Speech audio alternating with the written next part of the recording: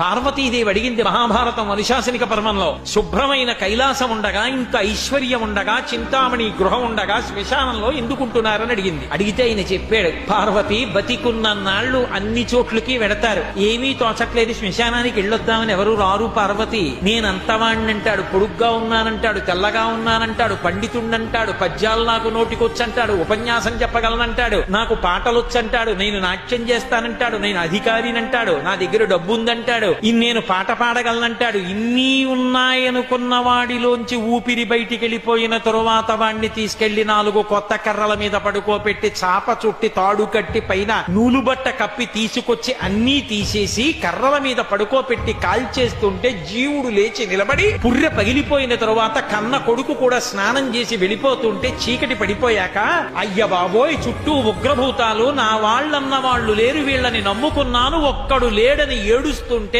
నేనున్నాను రా అని చెప్పడానికి నేను కూడా లేకపోతే చచ్చిన వాడు 1000 మాటలు చచ్చిపోతాడని అక్కడ ఉన్నాను పార్వతి, నా కర్మకాలక్కడ లేనన్నాడు.